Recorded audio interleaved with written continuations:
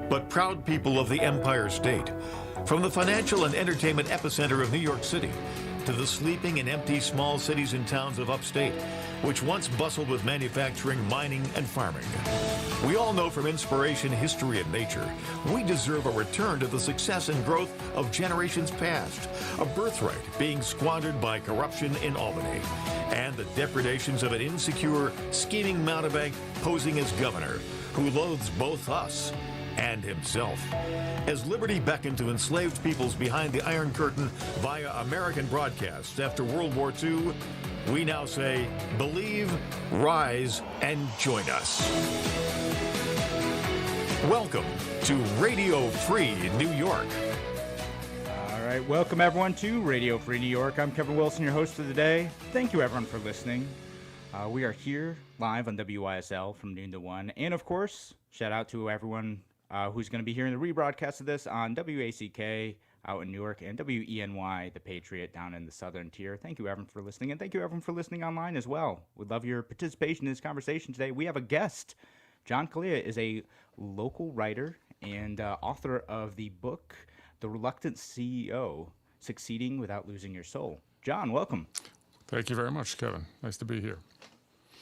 Yeah, absolutely. So, you caught my attention the other day. I do like following you on social media. I think you have an interesting opinion. You caught my attention. I think you were on another show talking about white privilege a while back, and maybe we can talk about that a bit later too. But you caught my attention with an essay you wrote recently that was a conservative approach to defunding the police. And yeah, and that's why I want John it's to talk about that. Happy to talk about it. Yeah, absolutely. So why don't you kind of explain that concept? We've talked about defunding the police in, different kind of libertarian ways on this show. It's something that probably scares a good bit of our audience, I know. But, we want to talk about, like, what is a conservative libertarian approach to thinking about police and criminal justice issues, and how can we do this better? Well, what inspired the column, which appeared in the Democrat and Chronicle a couple of weeks ago, was a news article I'd read, about a Republican senator, the only African-American Republican in the Senate, whose name is Scott, I believe. Tim Scott? Tim Scott. Right. And, he talked about conditioning distribution of the $2 billion the federal government gives to local police departments every year, conditioning that expenditure on certain criteria being met. And what struck me about it is that it's largely any distribution of funds along those lines has just been demonstrated to be ineffective.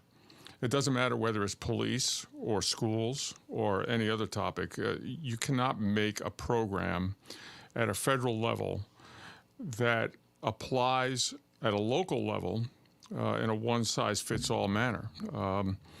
And so I sort of looked at it from that perspective. And really all I was saying was it'd be nice if we didn't have to send the $2 billion to the federal government, and it'd be nice if we didn't have to create a bureaucratic response at a local level in order to get our share of it back. And quite honestly, if you look at solutions that have worked around the country, none of them have been mandated by the federal government, nor would any of those solutions work if they were broadly applied in a one-size-fits-all manner. Yeah, and that's, again, that is, in a nutshell, a conservative and libertarian approach to government, right? Like the local government, the local people understand the conditions on the ground most effectively. So that's the best approach to it usually. And the other point that you made is you have this $2 billion. It gets extracted from our communities in the first place.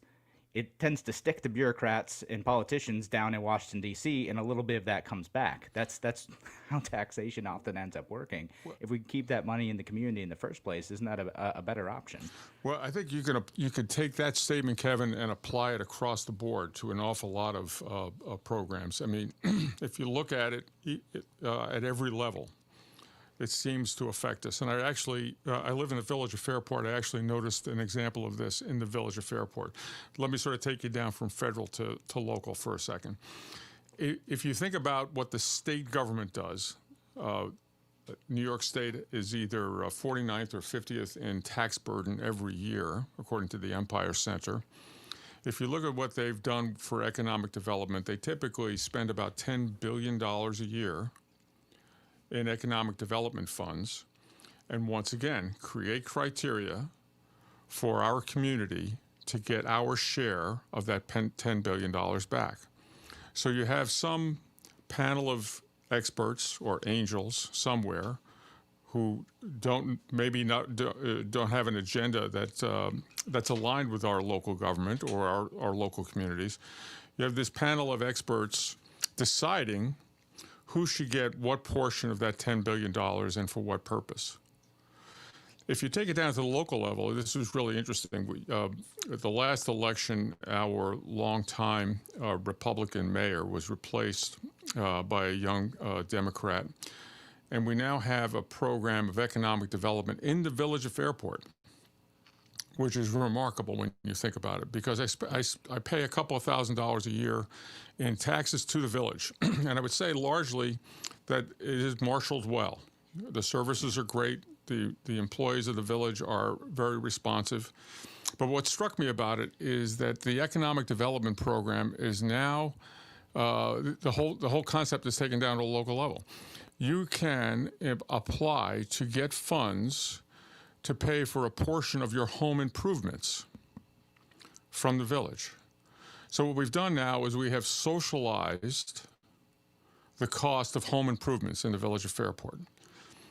So if you think about this conceptually, anytime we're taking money from taxpayers, centralizing it and sticking it in, let's just call it a bank account for lack of a better term, and then create criteria for the communities who've paid those taxes to get it back. In effect, what you're doing is relying on somebody else to create a social purpose for the tax dollars that we're paying. And we don't have the resources to affect the changes or affect the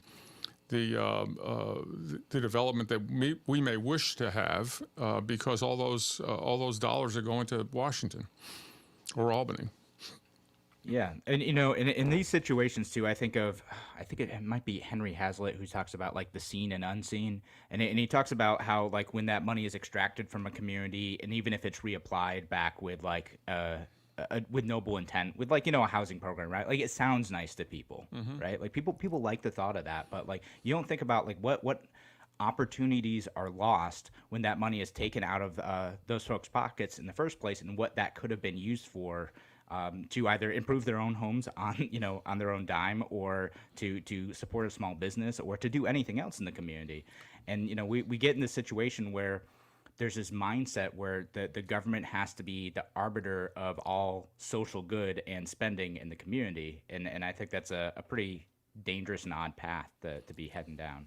I couldn't agree more. I mean, what's remarkable about that is that the track record during the 21st century of the federal government on those things where the government should be effective has just been horrible.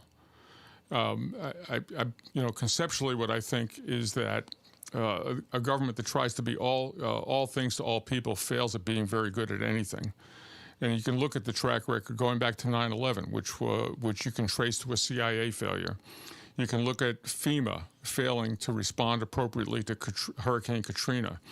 You could look at the financial crisis, and if you read the report that was done by a panel that was appointed by President Obama, the primary causes there were broad regulatory failure. And now, of course, we're in the middle of a pandemic, which you could only describe as a public health failure. So these feel-good programs that you're talking about, always feel good in concept, but the reality, of course, has been somewhat different. So I don't quite understand the faith that people have in the federal government to solve our problems. Yeah, no, we always see it too. It's like, oh, the federal government failed in this response. You know what that means? We need to give them more money and more authority, because that's the issue, that they weren't able to solve it effectively then. And instead of looking at it as like, well, there's a knowledge problem, and sometimes there's a competence problem, but sometimes it's just the government is managing too much, can't possibly know the right situation for all people all the time. And the better option is instead to let people have freedom, let people have as much of their own money as possible, except for basic government services, and that's how you drive prosperity. And we've seen that throughout history. Right. Right. I quite agree. What's interesting about it is, embedded in what you've just said is this, I guess, theory that's now being articulated by the left, which says that during the Reagan era, government has become less capable because of attitude on the part of conservatives and Republicans that the government should be shrunk to a size where it could be drowned in the bathroom, in a bathtub, which of course is a quote from Grover Norquist. But the truth is that during the Reagan era, if you go back to 1980, government has not shrunk at all. In fact, it's increased slightly. You can look at Federal Reserve data that would tell you that in 1980, government expense was 32% of GDP. Last year, it was 34% of GDP. So even though people on the left like to point fingers at Ronald Reagan in particular and the Reagan era as causing failure of government, the concepts that Reagan introduced, most particularly the theories that were espoused by Milton Friedman about shrinking government, have just not been followed. So there's really no logic that I can see that would suggest that we have shrunk the government and that's the reason why it's ineffective now. Yeah, that's one of the most fascinating lies perpetuated by left nowadays. We'll talk a little bit more about that and a couple of the other things like how do we defund the police and what does it look like here on Radio Free New York. We'll be back in just a few minutes. And Kevin will return with his guests. We send a shout out down the network line to WACK 1420 and 96.9 in Newark. And the Patriots in Elmira Corning, 1230 and 1450, 106.9 on the south side. WENY will be back. You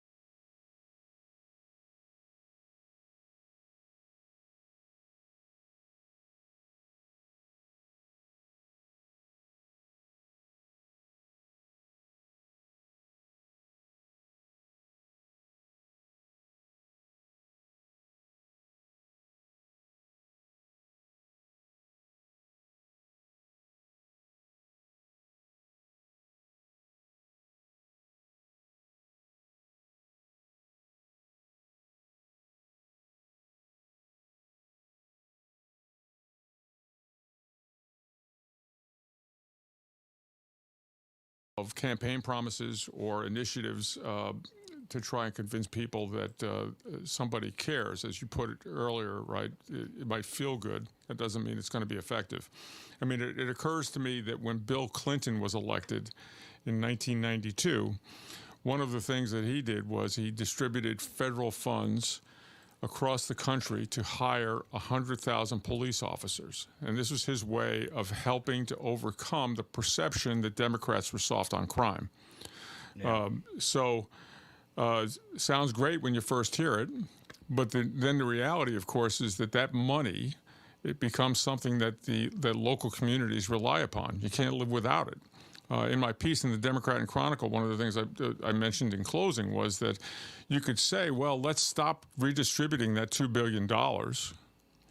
But at the same time, if the federal government stopped distributing it, it's not as though they would return it to you in some way, either through a tax increase or in a block grant, because it doesn't exist. I mean, our deficits are so large that we cannot even finance them in the private market anymore. The Federal Reserve creates money in order to buy the debt of our own government. So that money doesn't exist, other than to the extent that it's created by the Federal Reserve. So we don't even have a situation where we can say we want our money back. The money isn't there.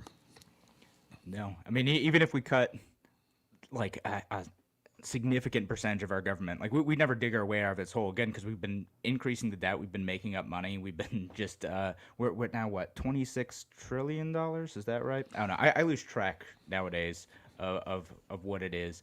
It's so high, and again with these programs, the one issue that I want to make sure that we hit with these things is, it locks people into a certain mode of thinking, right? So you kind of mentioned that local governments become dependent on these programs, right? We do this with policing now. We do it with roads. We do it with schools. We do it with all sorts of things that the government says, okay, you have to do these things in a certain way. Sometimes it comes in the form of mandates or unfunded mandates. And if you don't do this, you're going to lose your funding. And then we get to a point, kind of culturally and politically, that we can't see any other way around doing these things in a way that's incredibly expensive and dependent upon that funding from the federal government. How do we dig our way out of that? I wish I knew the answer to that. You can't solve all of our political problems right here? Come on. Next time, send me the questions in advance. Give me 5 minutes notice, and I'll figure it out. Right? Yeah. So no, I think reliance. I use the word reliance in that statement, and I think reliance is exactly what's happened now, because we not only rely on the money, we've created bureaucracies and jobs to justify or our receipt of that money. It's not as though the money just shows up. You have to have some bureaucracy that applies for it, that documents how you're spending it, that ensures that you're complying with federal regulations. We mentioned education somehow in passing and all of that. I mean, if you think about No Child Left Behind, that was a bill which essentially said, look, if you meet these criteria, you get this money. And that's targeted at education. Now, find me a school district in the country that can live without that money, right? You can't, because. They can't. Again, the local market or the local communities have been sapped of their financial power. When Cheryl Donalfo was county executive a few years ago, one of the points that she made was that 85% of the county budget was mandated by the state. So she's raising, the county government has to raise enough revenue to fulfill their obligations under state law.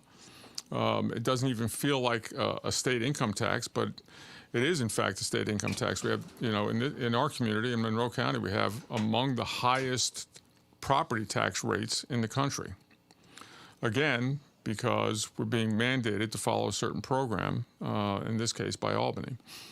Yeah, and a lot of those, because the county government in New York State, or in the county state, in the county's case, the county government is derived from the state government, so they don't really have a choice in this matter, right? Like, they have to do what the state says. I mean, there's some counties who are saying, like, oh, maybe we can resist here and there, but their unfunded mandates, they have so little control over actual budget in so much of the cases that it makes up, in some counties, literally 100% of their budget is just the state telling them what to do, and the county legislature or the town board of supervisors is just there to rubber stamp that. You're not even really a local government anymore. You're just a franchise of the state government. Exactly. Like, it's Right. just it's fake representation. It's fake democracy in that case. Right. You're not really getting a choice here. It's just the illusion of representation. Mm-hmm. And I've been in that situation, right? Like, I worked in nonprofits for a while, and I see nonprofit organizations end up spending a huge amount of their resources proving compliance to state and federal grant managers. That it's just a ton of money, a ton of resources going into that, and it's not their fault. They think that that's the only way of being able to do things. That's the only way they're going to be able to provide these services to the community. Right. And we end up soaking up a lot of our community resources, just proving to the federal government that they're in compliance with the terms of the grant. And yeah, it's such an inefficient system. Yeah, an economist would call it an agency cost. And it's not only the cost of the bureaucracy that sifts this money through the state or federal government in order to get it back to you. It's not only that cost, it's the cost associated with the rules that they impose. And there is rarely anyone at a local level who's going to have the political capital or, frankly, even the time and energy to unravel all of this and suggest a better way of local governance. It just doesn't happen. So I think New York State is among the worst. I've lived in 9 states, just as a result of first being in the Navy and then later being in a corporate life that moved me around the country. And I have not lived any place where the effect of this is so great. I mean, but the one good thing about our system, and I think this is kind of going away from the federal level, is that there can be other approaches to this, right? So have you seen any better approaches in those other states that might be better? Well, I think every state has its own profile, and this is another reason why federal programs can't, one-size-fits-all programs don't really work. I moved here from Florida. Florida has no income tax. Now, if you look at Florida, what you realize is they're able to tax tourists. So you'll see big fees at airports, hotels, rental car companies, etc. So it's just a different profile, but no income tax. Very inexpensive place to live. Property taxes roughly half of what they are here in the Rochester area. So. That's something to think about. So thanks again for joining us here today on Radio Free New York. We're going to be back in just a few minutes after a break.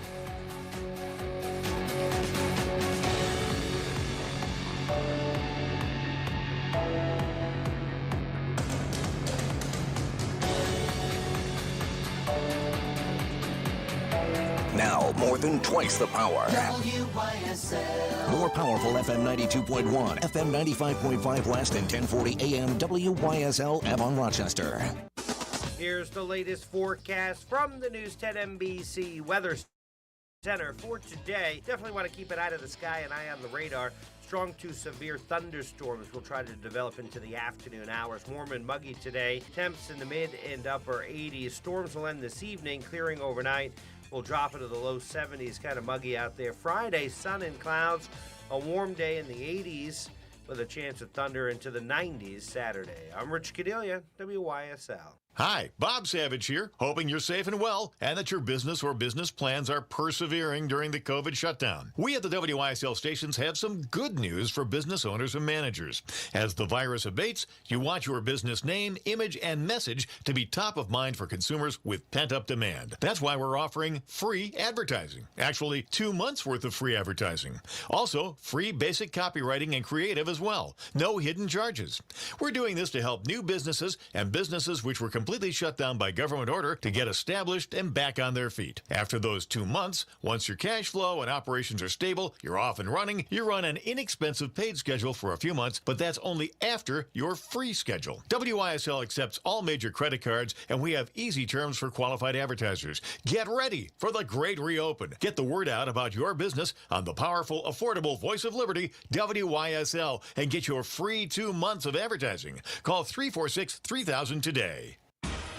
Your business relies on computers and technology to operate. Slow, unreliable networks and servers can cause unplanned downtime and affect your bottom line. The experts at Simple Tech Innovations are here to help. Their preventative maintenance program ensures that your computers and network are kept up to date and monitored for any issues, keeping your business running smoothly. They also help clients achieve HIPAA, PCI, and New York State cybersecurity compliance to keep your network safe and secure. Whatever your business IT needs are, Simple Tech Innovation should be your first call. They've won the best in Rochester 8 years in a row and have an A+ Better Business Bureau rating. Call them today for a free consultation at 585-200-3182. That's 585-200-3182. Simple Tech Innovations.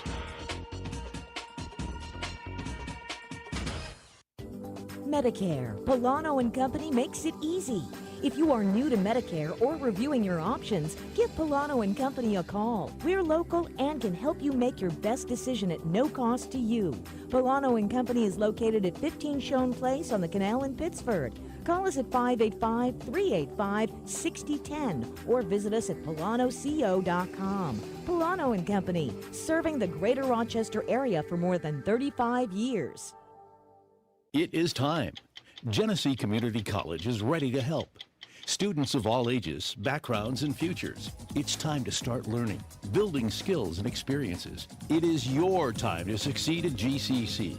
Speak with a success coach by calling 585-345-6805 or start the free application online at genesee.edu/apply. GCC's fall semester starts August 31st. It's time to achieve your dreams.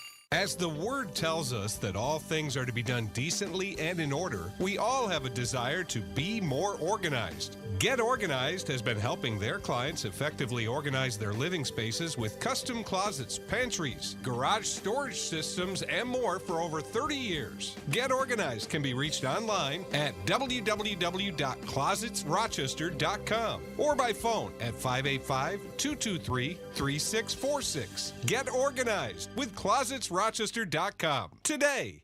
Grid independent USB power is here with high-performance Soul Green Energy Mini Sun Chargers. For both emergency prep or outdoor power on the go, Mini Sun Chargers are great to have for all. Declare your independence from wall charging. Make your own power where you want to be instead of where you have to be. For a limited time, save 20% with promo code UNITED. Mini Sun Charger systems make perfect gifts. See the full product line at soulgreenenergy.com and get your limited time 20% savings on your entire purchase with a promo code UNITED. Get your Mini Sun Charger from locally owned Soul Green Energy. Genesee Country Village Museum is now open weekends. Explore hundreds of acres. New safety measures in place. One-way traffic through indoor spaces. Adult admission is $13 with discounts for children and seniors. Fridays, Saturdays, and Sundays 10 to 4. Visit gcv.org. All Seasons Wine and Spirits East Main Street, Avon offers the largest selection of New York State wines in Livingston County. Save 15% on a case. You can mix and match. Open daily. All Seasons Wine and Spirits in Avon. Radio Free New York. Why do businesses choose to move their... All right, welcome back to Radio Free New York. I'm Kevin Wilson today, joined by John Calia, and we were talking about a few different aspects of government, a few different aspects of spending, and we got a couple questions that came in over the break too.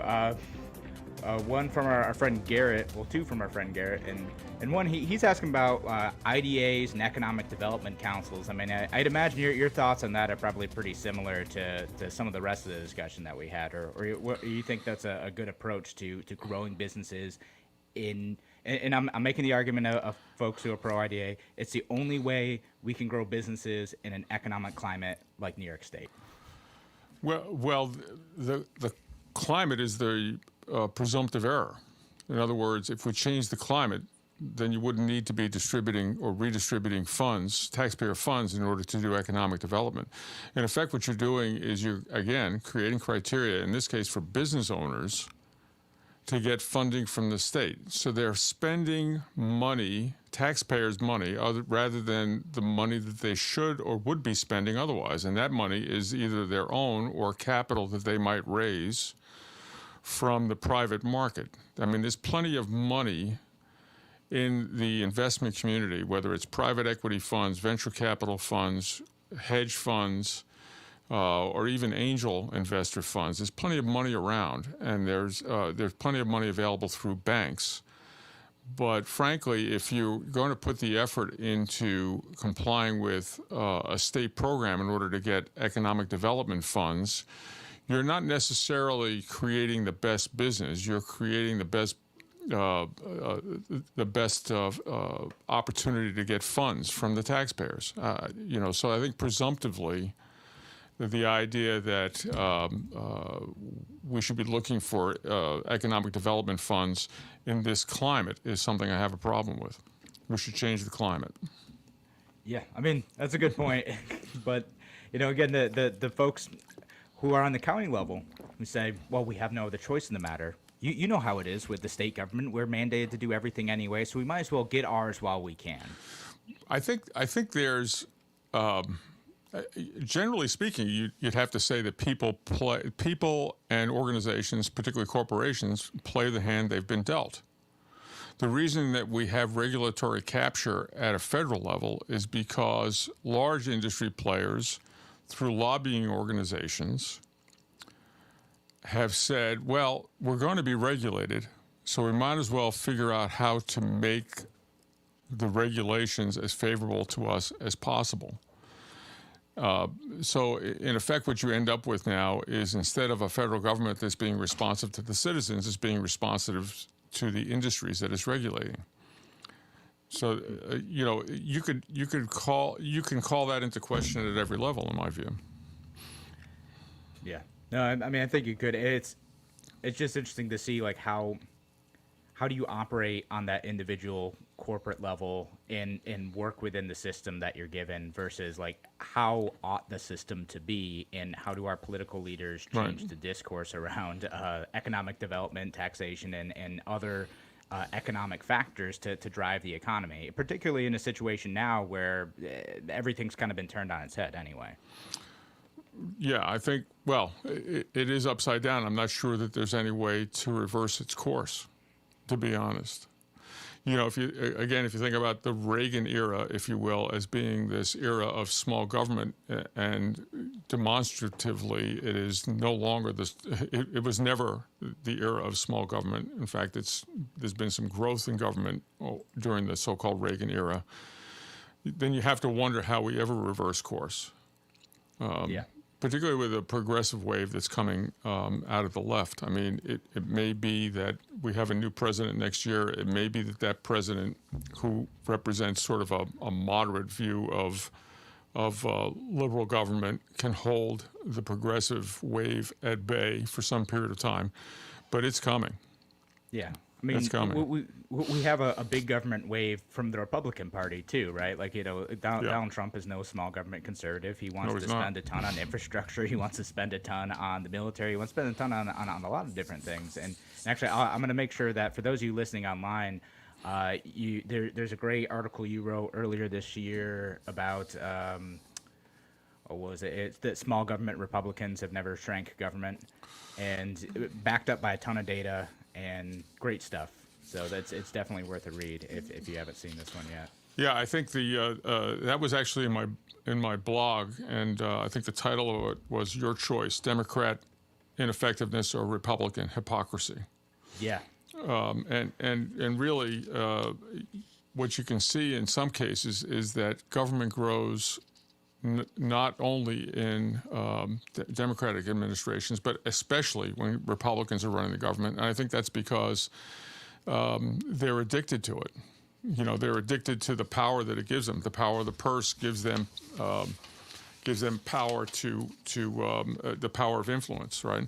So over the last 40 years, right, we've seen the proportion of healthcare expenditures from government has gone from 10% to 20% of total expenditures. Excuse me, I'm sorry. It's gone from 80% to 90%. I had that inversed in my head. So 90% of the healthcare expenditures are being expended by government. It's just so how can you call that the era of small government? Yeah, and then we get lectured on how capitalism has failed us in terms of healthcare distribution and access, and yet we see like who's doing this stuff, right? Like who's intervening in this particular industry and creating the bad conditions for being able to access healthcare. Yeah, it's interesting you mentioned that. I will tell you that in my personal experience, when I first left corporate life, and this goes back maybe 25 or 30 years. It was in the middle of a recession in the early 90s when we were looking at, my partner and I were looking at industries that were growing in a recession. One of the few industries that's growing in any recession, of course, is healthcare. So we endeavored to create an industry or create a business in the healthcare industry. And one of the things that was interesting was that you could not invent a new approach to market because it's so overregulated. And if you wanted to invent a new approach to market, the first call you would make was to your lawyer to find out what hoops you would have to jump through in order to make something happen. And so you can't really call it free market. You have to call it a regulated market. And, I don't think it's reasonable to think that we should not have regulated businesses. I think the question is always, what's effective? I mean, if you think about another industry, and I'm just going to pick one out of the air, right? Let's just say you were managing a chemical plant for a major chemical company, and your competitor in a town nearby was running a similar plant, right? You'd want effective regulation. You would want regulation to level the playing field to make sure that your competitor wasn't legally able to lower their costs by polluting the environment, for example. You would want that. You got to account for negative externalities and things like that. Exactly, right. So I think there are ways in which regulation can create a level playing field for businesses and protect consumers. I think when overregulation occurs is when a social agenda is imposed on it. So then you get into things like minimum wages and taxation, how are corporations taxed. So if you look at how a corporation's taxed and in conjunction with how shareholders and executives are taxed, once again, you see the participants playing the hand they've been dealt. So how does that manifest itself? Well, it's pretty straightforward. We've created preferential tax treatment for capital gains. And so what corporate executives do is they borrow money, which now they can borrow at near 0%, buy back their own stock to raise the stock price, and instead of building a great company, they build a great balance sheet. And then they use that, by virtue of buying their stock back, they've raised their stock price, and they can sell their stock at a profit that is taxed at a lesser rate than their personal income tax rate. A better approach, which by the way was the first time I saw this laid out in writing, was in a book, a 2009 book by Robert Reich. Robert Reich was, for those of your listeners who might be a little bit too young to remember, was the Secretary of Labor under President Clinton. He's also a liberal economist currently at University of California, Berkeley. He proposed eliminating corporate tax. In effect saying, look, if every shareholder has the profits of the corporation taxed at the same rate, then it's a very regressive tax. Wealthy individuals are in effect being taxed at a rate that is appropriate for less wealthy individuals. Eliminating the corporate income tax would cause corporate managers to build better companies and focus on distributing the profits through dividends. So, eliminating these kinds of disparities, in effect, would eliminate the financial gymnastics that people perform. Yeah. No, it's an interesting thought. I'll have to dig into that a bit more. So thank you, John. We got one more segment left here on Radio Free New York. We're gonna be back in just a couple minutes to wrap things up.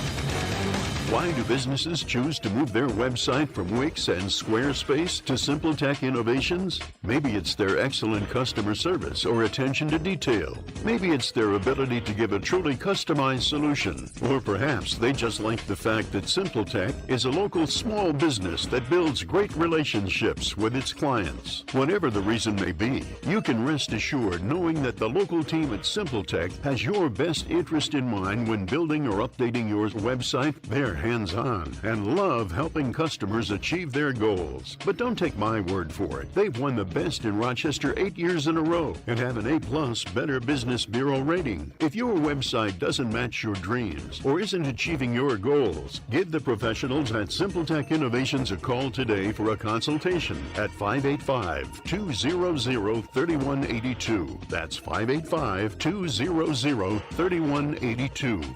SimpleTech Innovations. Aircraft Environmental Systems proudly supports Radio Free New York. Rochester-based leaders in climate simulation chambers for America's R&D laboratories. We're experts in troubleshooting, calibrations, custom designs, and consulting for more than 40 years. Industry pioneers, we created the first ever fleet of temperature, humidity, and altitude test chambers available to rent coast to coast. Trained and trusted by environmental chamber manufacturers, we are ACES. Find us at acesinc.com.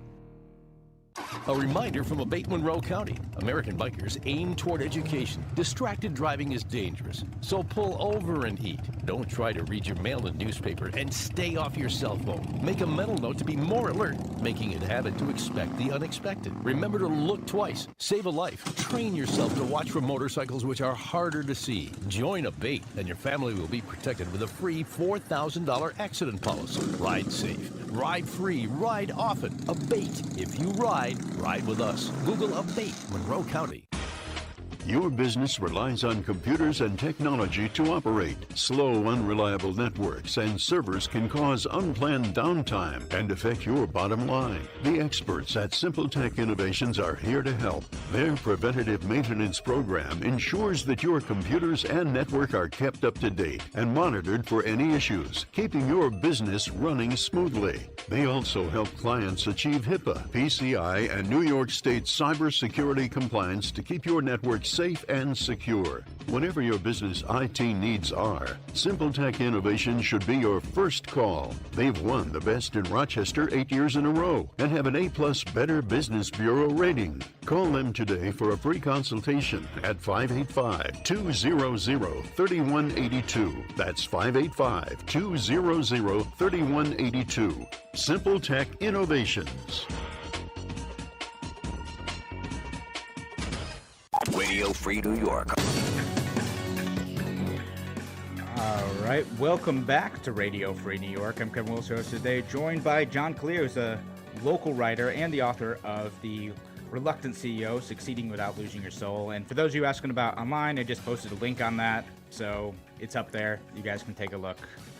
And I believe we have a caller on the line, too. Steve from Dansville. Did I get that right? You on the line, sir? Yes, hello? Yes. Your guest rang a bell with me. I was wondering, this happened back in the mid-'60s, and it was a corporation in the Buffalo area. He might know about it. Hooker Chemical? Yeah. What about it? Yes, I got it down. Your guest might know about a corporation in the Buffalo area back in the mid-'60s. I don't know what happened to it, but they poisoned the ground with chemicals. It was called Hooker Chemical. I was wondering if your guest would know something about that company. Yeah, I'm afraid I don't. I'm not a native of the area. I grew up on Long Island.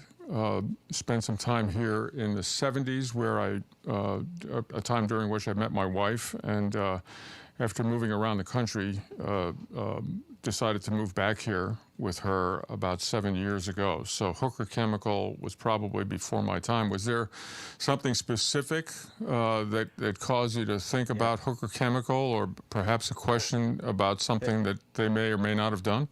Yeah, they were, just to give some context to our listeners, they were responsible for the Love Canal incident. Gotcha. Right. But Andrew Hollister might want to know about it, because if he's going to be in public life, he should know about it. I heard that they poisoned some of the ground up around Buffalo with their chemicals, and that's all I really know about it. I didn't know what happened to them. So there is federal law now that was passed in the late 70s, of course, that mandates that property owners clean up that kind of economic damage, and in fact, that liability travels with the title to the property. So, if you buy a piece of property and you fail to do the appropriate investigation, and it's later discovered that you have you've created some environmental damage, or a prior owner has, you're as the current owner are responsible for cleaning it up. My comment on that is that there are some regulatory powers that the government affects that are appropriate, and broadly speaking, you'd want government to regulate in a way that protects the public. And that might be a good example of how they can and should. And going back to Love Canal, which, even though I didn't live in the area at the time, it certainly was a national news story. And my memory is not perfect on this. But, it was Love Canal that I think gave rise to a lot of the regulations that we have right now. And I believe those regulations were passed during the Carter administration in the late 70s. Yes, Love Canal. I forgot all about that. Well, I just wanted to mention it so Andrew Hollister and the Libertarian Ticket would know about it. Yeah. No, we're certainly aware. And I know Andrew knows about it too. And it's when we look at these things, right? We think about who has liability. If you hurt someone, who is responsible? Who has to pay for it? That's within a libertarian framework, and that may be a reasonable role of government. When you're hurting someone, to help make sure that compensation is delivered, and to make people as whole as possible, and it's not always possible, and to try to prevent some of that stuff from happening in the first place. If you're being totally reckless with what you're doing, maybe there should be a regulation against this. Now, the fine line is we have a lot of very well-intentioned regulations that are both expensive and dumb, and is it worth the cost imposed on companies to do them? Right, and I think actually what's kind of interesting is the way in which both sides of that argument have played out during this pandemic. Initially, one of the problems with rolling out tests was that the agencies that regulated healthcare at a federal level were saying, no, we can't roll those out. No, you can't use that one. They haven't passed FDA guidelines, et cetera. And at some point, somebody said, all right, we're going to waive those requirements in order to get those tests out, because even if it's not perfect, imperfect is better than nothing.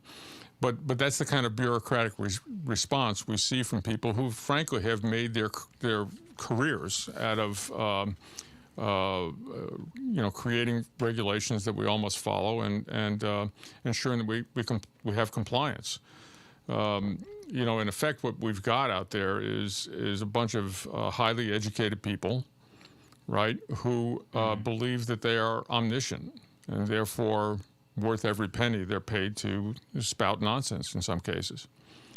So I think, that's one side of the argument. The other side of the argument, Kevin, is the one that you just made, which is that, the public does need some protection. There was a time where if you sort of roll the clock back to the 19th century, anybody could sell anything and let the buyer beware. So that's the other extreme. I think the question then is, how do you find the appropriate balance? And that's a question that doesn't have a firm answer. That's a question that constantly should be debated. Yeah, absolutely. And to me, I definitely lean more towards we should let free markets figure this stuff out. We should let tort law figure this stuff out. But I get, if you're doing something that's intentionally hurting someone, you're being reckless. We need to have the conversation about whether or not it makes sense to have some intervention in there. But yeah, it's funny. I build this as like talking about police reform. We have talked like all 5 minutes about police reform. Right. So for those who are expecting that, sorry, but there's one type of federal response I want to, while we have like a handful of minutes left. What about things like doing qualified immunity at the federal level, setting other types of regulations at the federal level, not just funding, but what about that type of stuff? Is that an appropriate role for the federal government to get involved here? You have to define qualified immunity for me. So qualified immunity, it's basically just kind of a Supreme Court made doctrine that says that unless there's a very specific precedent for police officers violating the constitutional rights of individuals, that they can't be sued in civil court. So there's a bill by Libertarian Congressman Justin Amash and a handful of other Congress members who are trying to overturn that and clarify that you can in fact sue someone for violating your rights. Yeah, I think it's a tough one, and you have to bring the police unions into the conversation on this, because, in effect, what police unions are doing are creating a legal defense for the individuals. I can tell you, one of my sons was a teacher for a while, and was a member of a teachers union, and constantly relied on them when some parent would threaten to sue over. He was a music teacher, right? If their daughter wasn't sitting in the first chair in the clarinet section, there must be something wrong. I mean, so there are degrees to which the public might levy an unreasonable complaint, and you would want police officers to have some level of protection. And I think the reason for that is that ultimately, if you can't protect police officers in that situation, you won't have any police officers. Nobody would take the job. They don't have enough money to withstand those kind of lawsuits. The flip side, of course, is that the degree to which it's been used as cover for a whole set of activities that are ostensibly to protect the public, when in fact they're harming the public, is a difficult one to buy into. So, absolutely. Again, I don't think there's one answer on one side, on either end of that spectrum. I think you've got to find the right balance. Absolutely. Now, John, thank you so much for joining us today. Really quick, where can people find you? My website is reluctantceo.net. Reluctantceo.net. Fantastic. Thanks so much, John. We'll be back tomorrow with more Radio Free New York. Talk to you then.